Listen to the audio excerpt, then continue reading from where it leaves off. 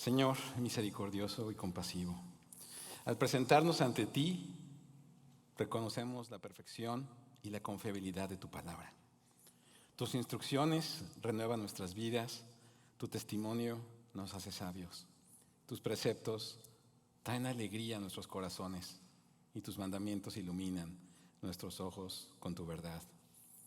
Humildemente te pedimos tu guía mientras nos sumergimos en tu escritura. Ayúdanos a percibir nuestros pecados, líbranos de nuestras fallas, guárdanos de los pecados que sabemos que hemos cometido y no permitas que tengan dominio sobre nosotros. Permítenos caminar sin culpa delante de ti, limpios de toda rebeldía. Señor, que las palabras de nuestra boca y las meditaciones de nuestro corazón sean agradables y aceptables para ti, nuestra roca y redentor. En tu misericordia, guíanos hacia una comprensión más profunda de tu verdad y concédenos sabiduría para aplicarla en nuestras vidas. Amén. Hermanos, hoy reflexionaremos en un tema que está relacionado con la serie que estamos viendo en Santiago, una fe que obra. Pero el tema que vamos a ver hoy es un tema que es demandado por esta fe verdadera, es exigido por esta fe verdadera, y es la justicia. Dicen, qué bueno que vamos a hablar de la justicia. Bueno, tal vez no en el sentido que tú estás pensando o que nosotros, el mundo nos ha llevado a pensar acerca de la justicia. Por eso es importante que vengamos a la palabra de Dios para que no tengamos una mala idea sobre estos temas. La semana pasada, nuestro hermano Rodrigo ya nos había compartido acerca de una exhortación que se encuentra unos versículos atrás de nuestro pasaje de este día. Y esa exhortación era ser hacedores de la palabra y no tan solamente oidores. Por supuesto que había otras exhortaciones bastante poderosas junto con esa, como el que la verdadera religión debe manifestarse con acciones justas y amorosas hacia los demás, o más específicamente que la sabiduría se encuentra en ser prontos para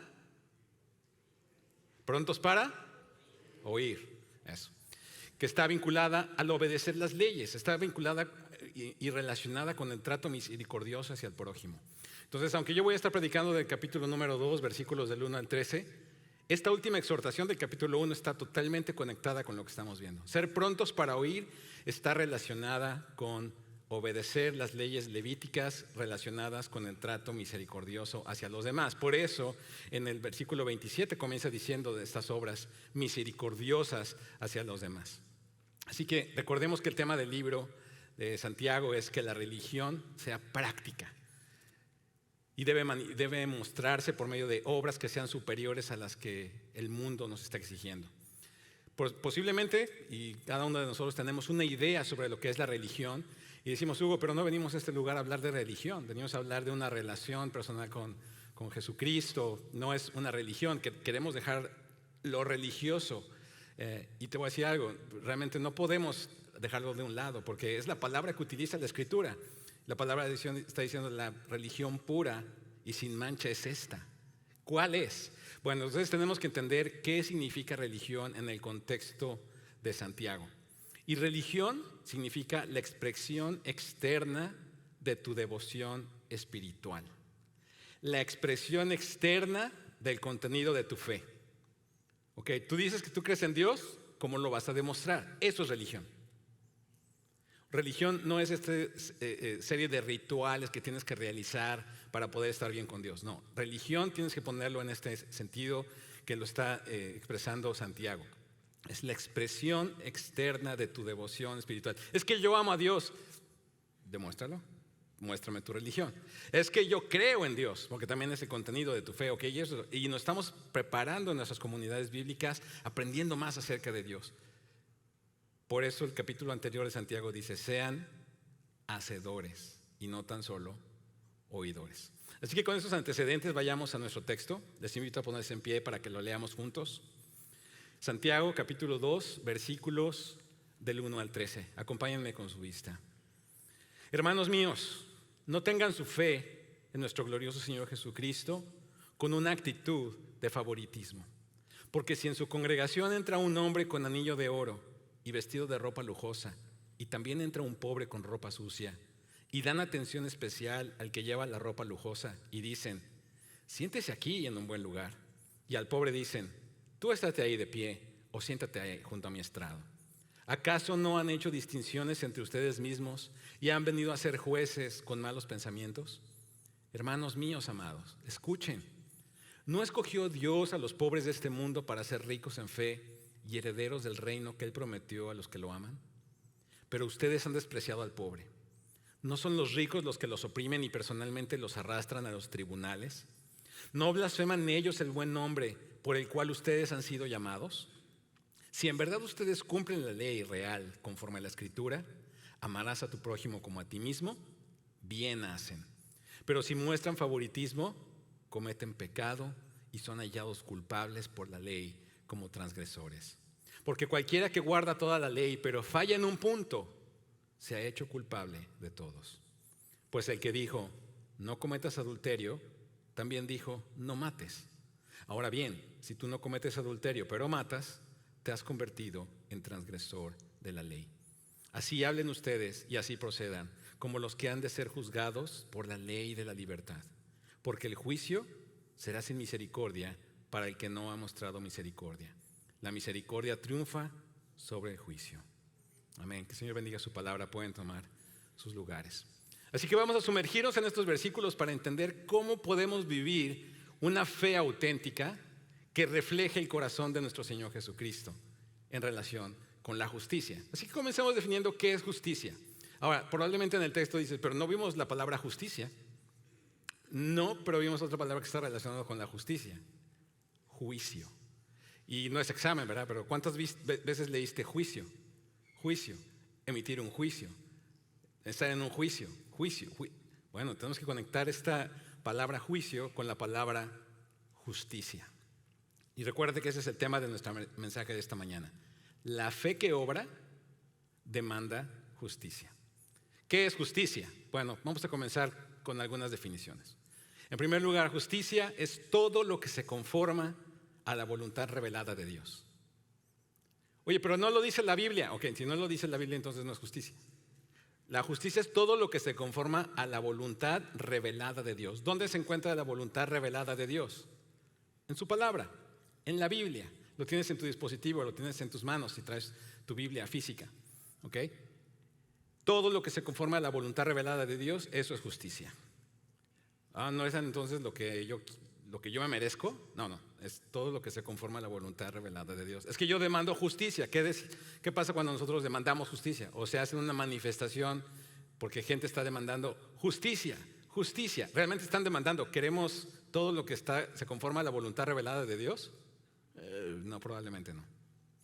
Segunda cosa, todo aquello que ha sido señalado por Dios para que sea reconocido y obedecido por el hombre. Eso es justicia. ¿Quieres exigir justicia? Entonces estás en un sentido diciendo que todo lo que Dios ha dicho y demandado que nosotros hagamos, que se cumpla.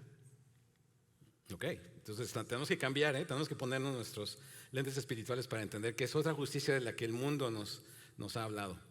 En tercer lugar, justicia también lo puedes definir como la totalidad de las demandas de Dios. Todo. Y lo leíste un poco al final del pasaje que leímos hoy. Oye, pero fallé en una cosita. Sí, pero ¿qué crees? Que es todo. Pero es que a mí me gusta esta parte. Es que es todo.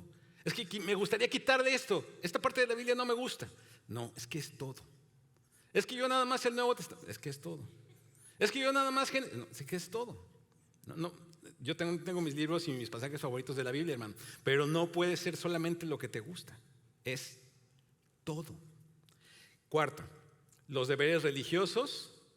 Que acuérdate, cuando usamos la palabra religión estamos hablando de esta manifestación externa o esta expresión externa de tu fe.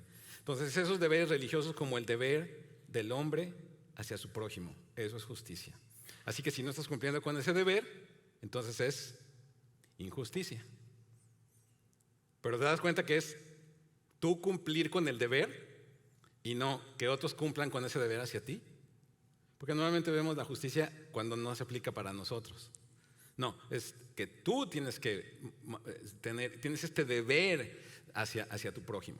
Entonces vamos a comenzar con el primer problema que nos menciona Santiago. Santiago capítulo 2 versículos del 1 al 4. El primer problema es el problema de la parcialidad. Y fíjate cómo Santiago comienza con una advertencia. Versículo 1. Acompáñame leyendo las negrillas aquí en el texto. Hermanos míos, en nuestro glorioso Señor Jesucristo, ahí está la primera advertencia. Una advertencia contra el favoritismo. ¿En dónde? ¿Dónde es ese favoritismo? En la iglesia. Claro, me estoy adelantando porque no lo hemos leído, lo vamos a leer en el siguiente versículo. Pero, ¿qué es favoritismo? Yo hablaba del problema de la parcialidad y hablamos de justicia. Entonces, favoritismo tienes que pensarlo como un delito. Porque cuando te sales de la justicia o rompes una ley, ¿cómo le llamas eso? Un delito. Cometiste un delito. Si nosotros tenemos una actitud de favoritismo, estamos cometiendo un delito. ¿En qué consiste este delito? Bueno, tú eres responsable de emitir un juicio, pero cuando emites ese juicio, muestras respeto hacia la posición, rango, popularidad o circunstancia de los hombres, en lugar de examinar sus condiciones internas. Por eso Santiago está diciendo, ustedes están prefiriendo a los ricos antes que a los pobres. Y así es normalmente, ¿no? Cuando tú cometes un delito, si tienes, dependiendo del grado de influencia que tengas, a veces le dices al policía, bueno, no sé aquí, pero bueno, por lo menos en México se usa más, ¿no? ¿No sabes quién soy? Y ahorita le voy a hablar. Y entonces ya quieren que porque sacando, le decimos en México el charolazo, no sé si eso aplica en otras culturas, pero decimos, sacas el charolazo, no, pues sí, yo soy el primo del alcalde, del gobernador, o es que el tal pariente mío es diputado y vas a ver y no sabes con quién te estás metiendo. Y normalmente empezamos a argumentar que sí cometimos un delito, pero mi posición y mi rango debería ser que me trataras de una manera diferente. Ahora vamos a continuar leyendo lo que dice Santiago. Santiago versículo 2 dice, porque si en su congregación. Ok, entonces este es un problema que estaba pasando, dijimos, en la iglesia. Hasta este momento ya podemos decir en la iglesia. Y si le quieres tachar ahí en tu Biblia, ponle sinagoga, porque eso es lo que dice el texto original. Porque si en su sinagoga, en su congregación, entra un hombre con anillo de oro y vestido de ropa lujosa, y también entra y dan atención especial al que lleva la ropa lujosa y dicen, siéntese aquí, en un buen lugar. Y al pobre le dicen, tú por allá, tú estás por allá, o siéntate junto a mi estrado. ¿Acaso no han hecho distinciones entre ustedes mismos y han venido a ser jueces con malos pensamientos? Mira, Santiago nos recuerda que nuestra fe en Cristo no debe estar influenciada por la experiencia externa o el estatus social de nadie. Y está poniendo el ejemplo de un hombre rico y un hombre pobre. Y los está confrontando con una realidad de cómo a menudo tratamos de manera diferente a las personas según su posición económica o social. ¿Por qué lo hacemos? Seguramente porque estamos esperando decir, bueno, es que si trato bien al que tiene dinero, me va a ayudar, o me puede ayudar, o cuando yo le pida ayuda, me va a prestar, o voy a obtener un beneficio por tratarlo bien. Pero si ayudo a este pobre,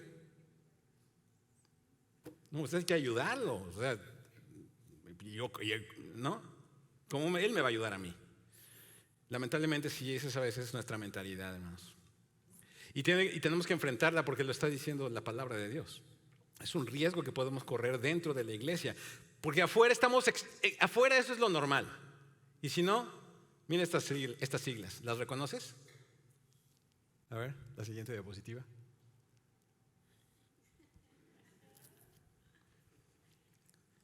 ¿Cuántos quieren el acceso VIP?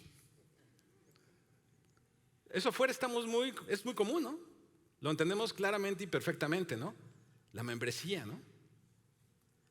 Claro, eres miembro, ¿no? Estás en la sala de espera en el avión, pero si eres VIP, entonces pues, puedes pasar primero, te atienden mejor, tienes mejores bebidas, etc. ¿Y quién no le gustaría estar en esas salas VIP? Pues a lo mejor todos, o a lo mejor no, a lo mejor tú dices, no, yo ni de loco, ¿cómo pegas VIP? No, yo me puedo esperar hasta el final, ¿no? Estamos muy familiarizados con eso, ¿no? Y quieres entrar a un lugar, quieres entrar a un restaurante, es que y no hay lugar en esa mesa, es que esa mesa es para VIP. En México teníamos un restaurante que se llamaba Vips. Ya metí gol, ¿no? La marca. Bueno, ya no existe, entonces no me preocupo. Yo creo que sí existe, pero ¿Y sabes por qué se llamaba Vips? Yo mucho tiempo iba con mi familia y comíamos y me llevaba mi mamá y yo llevé a mis hijos. Vips, vamos a Vips. Es VIPs, o sea, es el lugar de los VIP. Entonces ya tú te sentías que ibas a comer ahí, que era como ir aquí no voy a decir nombres, es mejor para no meter ideas, pero se convirtió en ese lugar en los 60, 70 como este es el lugar donde viene la gente realmente importante.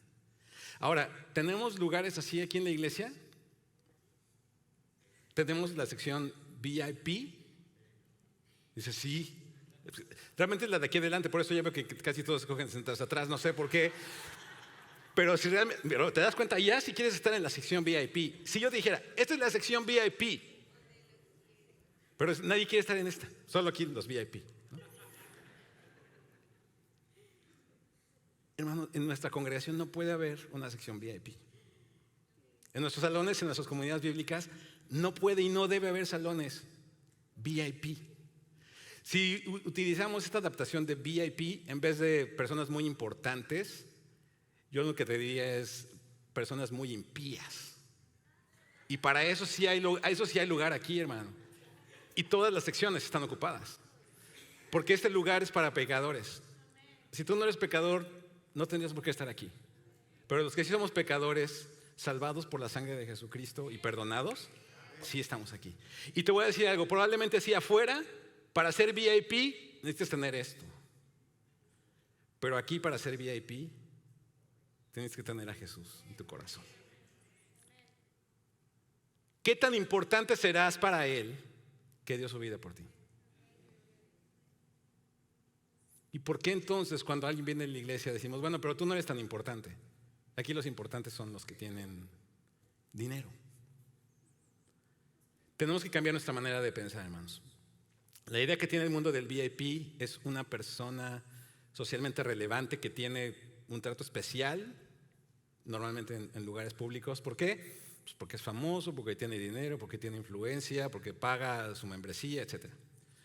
Y aunque podríamos decir eso sucede en el mundo, pero no sucede aquí, otra vez tendríamos que ser muy honestos con nosotros y decir, ¿no hacemos a veces nosotros también esas distinciones dentro de la iglesia?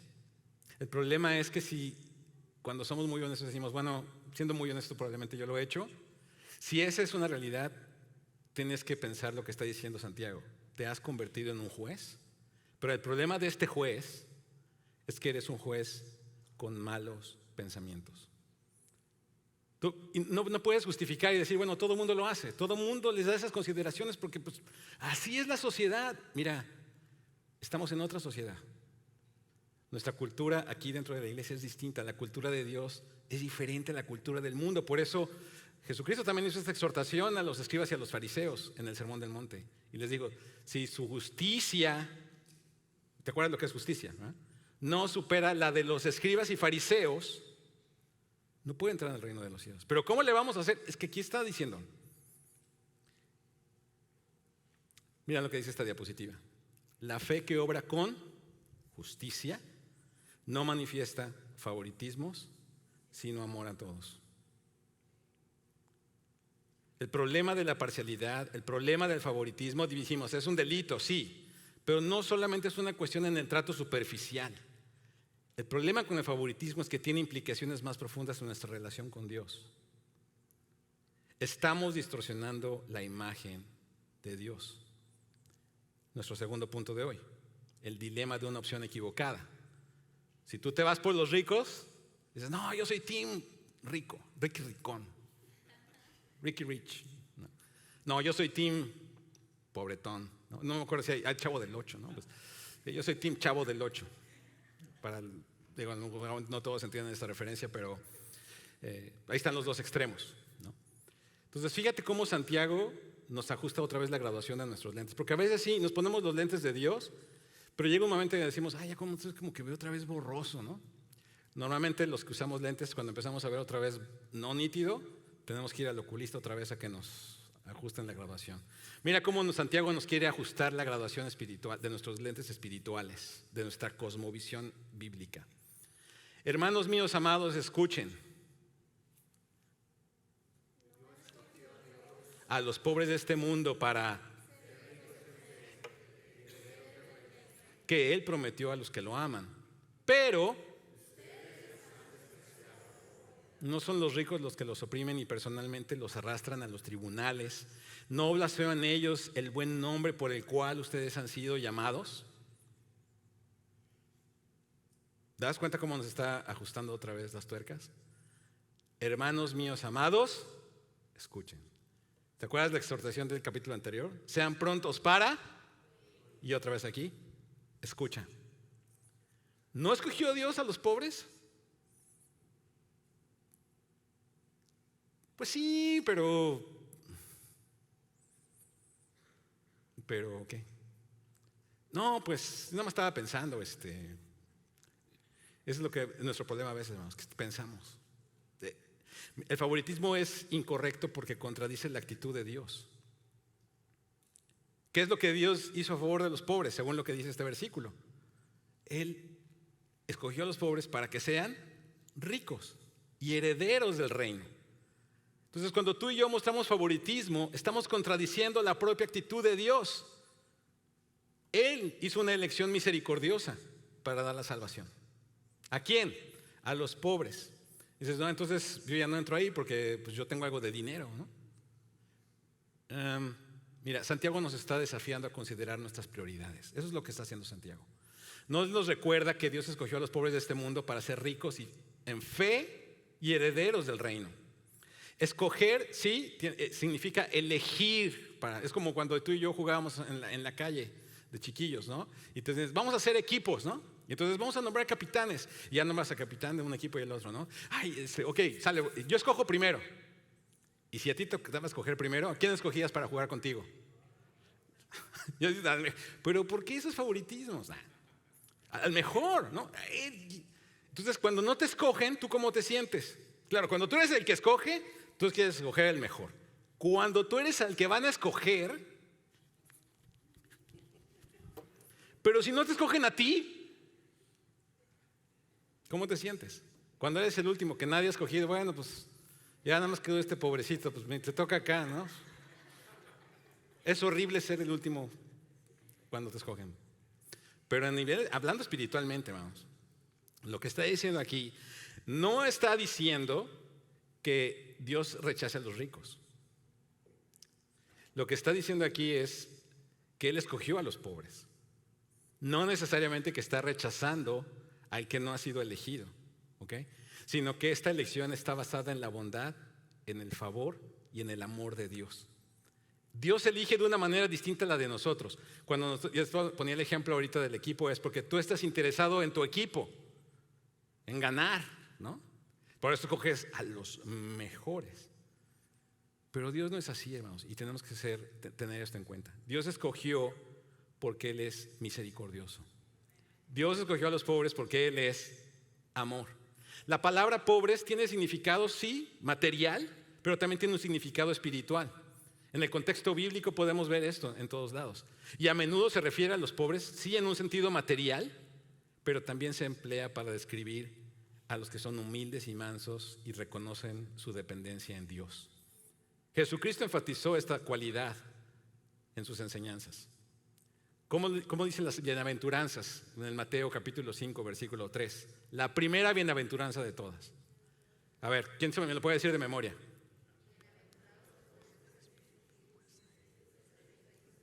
Hermanos, están mejorando muchísimo en su memorización. Me da muchísimo gusto. Sigan así. Pero no te lo puedes perder. No nos lo podemos perder, hermanos. Le decimos las bienaventuranzas, el sermón del monte. Bienaventurados los pobres en espíritu. Pero sabes que la palabra pobres aquí es todavía así. Los pordioseros espirituales. Ya habíamos visto en semanas anteriores qué significa la palabra bienaventurado. Cuando vimos bienaventurado el varón que soporta la prueba. Bienaventurados los pordioseros espirituales. Porque de ellos es ¿qué? El reino de los cielos. Entonces no sé si tú te puedes considerar un pordiosero espiritual. Si no, el reino de los cielos no es para ti. Tú mereces otra cosa. Se llama infierno. Pero si tú y yo somos pordioseros espirituales, el reino de los cielos es de nosotros. Y no por nuestros méritos, hermanos. Porque ¿qué tiene un pordiosero? Nada. El Nuevo Testamento, a veces en el Nuevo Testamento es difícil a veces discernir entre el significado, si está hablando de un pobre material o un pobre en el aspecto espiritual. Pero fíjate lo que dice Santiago en estos versículos, que Dios escogió a los pobres para que sean ricos ¿en qué? En casas y en propiedades. ¿Eso dice? Ricos en fe. ¿Y herederos de qué? Del reino que también Jesucristo estaba hablando en las bienaventuranzas. Entonces no está hablando, y ahí puedes hacer la conexión. Entonces, ¿está hablando solamente de un aspecto físico o material? ¿O está hablando de un aspecto espiritual? De este pasaje, algunos sugieren que solo los pobres son elegidos por Dios para la salvación. Pero no tienen en cuenta la presencia de personas ricas en la iglesia y contradicen otros pasajes del Antiguo y del Nuevo Testamento. Ahorita que estamos haciendo esta recapitulación desde Génesis, yo pienso, Abraham, ¿era rico o era pobre? Isaac, Job, y así nos podemos seguir y seguir y seguir. Hay algunos personajes que recuerdas, es que era pobre. Sí, ¿y qué crees? Dio todo lo que tenía. Y Jesucristo la reconoció a esta mujer cuando estaba ahí en las arcas del templo. Entonces, están las dos cosas en la Escritura. Por eso tenemos que aprender a mantener este equilibrio entre comprender la preferencia de Dios por los pobres y reconocer que esa preferencia no implica una exclusión de los ricos en la salvación. Entonces, como él tiene dinero, Dios no quiere que él sea salvo. No, sí. No, claro que sí. Lo que está diciendo aquí es que con frecuencia nosotros sí estamos midiendo ahí. Nosotros sí somos los que hacemos estos juicios, y dice el texto, con malos pensamientos. Nos convertimos en jueces con malos pensamientos. Y despreciamos a los que menos tienen, o mostramos favoritismo a los que tienen un poco más que nosotros. Así que este es un llamado a la reflexión sobre nuestras acciones y actitudes hacia aquellos que consideramos, porque eso es nuestra consideración, menos privilegiados. Dios está viendo nuestros corazones. Y si tú eres pobre de espíritu, el reino de los cielos es tuyo. Dios te ha escogido para que seas rico en fe y heredero de su reino. Por eso la excelencia de su ley, tercer punto de esta mañana. Eso nos va a llevar a esta cuestión. Porque el problema del favoritismo, esto va más allá, porque nos confrontó ya Santiago con el dilema de nuestras preferencias. Vamos a preferir a los pobres o a los ricos. Y te va a decir, no, Dios prefiere a los pobres.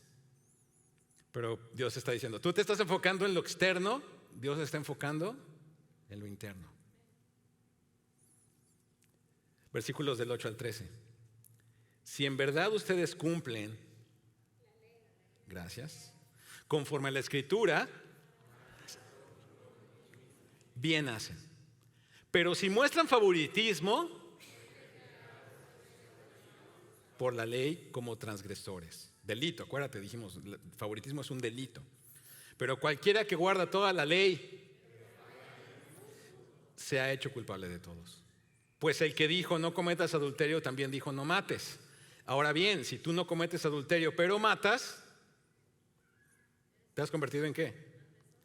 Un transgresor de la ley. Así hablen ustedes y así procedan, como los que han de ser, porque el juicio será sin misericordia para el que no ha mostrado misericordia. La misericordia triunfa sobre el juicio. Mira cómo otra vez Santiago nos sigue corrigiendo la óptica. Y Santiago nos recuerda la importancia de cumplir la ley real. No real porque sea mentira, no. La ley del reino, la ley del rey. En Primera de Pedro capítulo 2 dice que nosotros somos ahora un real sacerdocio, pueblo escogido por Dios. Ese sí no se lo saben de memoria, no se lo puse en la pantalla a propósito, para ver si se lo sabían.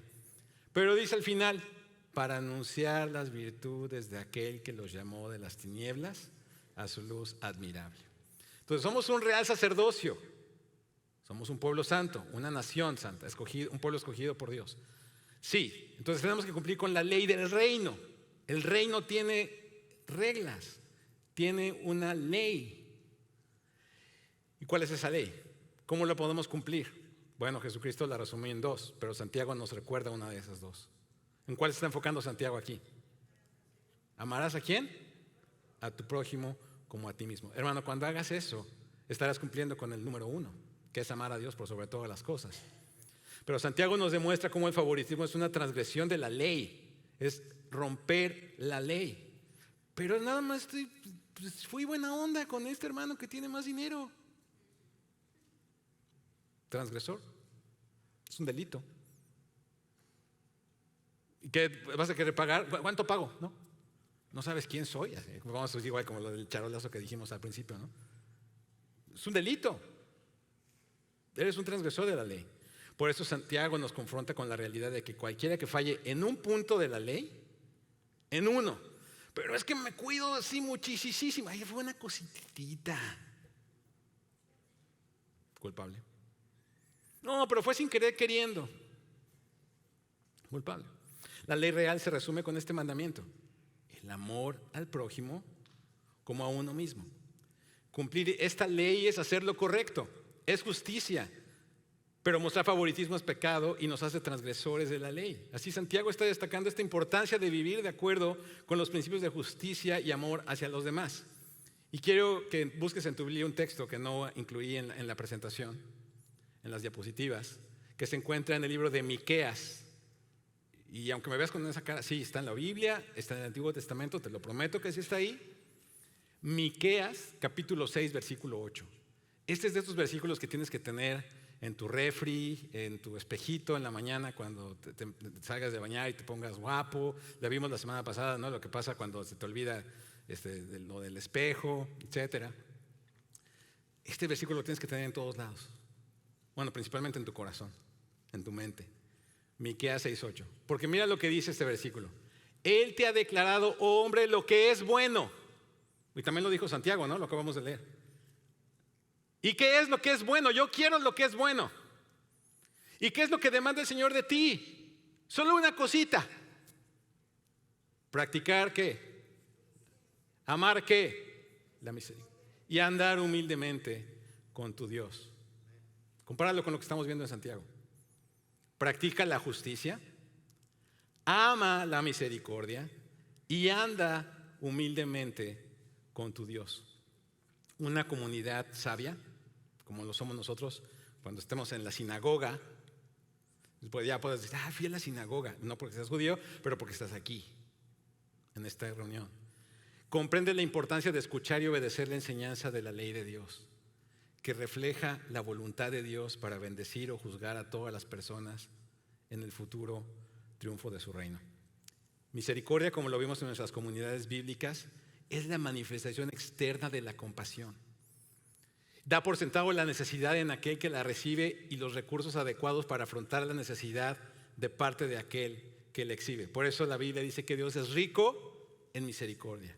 Y por eso Él quiere que los que amamos a Dios mostremos a sí mismo misericordia unos para con otros. Dado que la esencia de la ley es el mandamiento de amar al prójimo, especialmente a los más vulnerables, como lo vimos en el capítulo anterior, las viudas, los huérfanos en necesidad, resulta absurdo, hermanos, favorecer a los ricos sobre los pobres cuando esto conlleva una retribución eterna. Él quiere que los pobres sean ricos en fe y herederos del reino, y no que tú trates a los que tienen un poco más para hacerte tú más rico. O malentendí lo que estaba diciendo Santiago.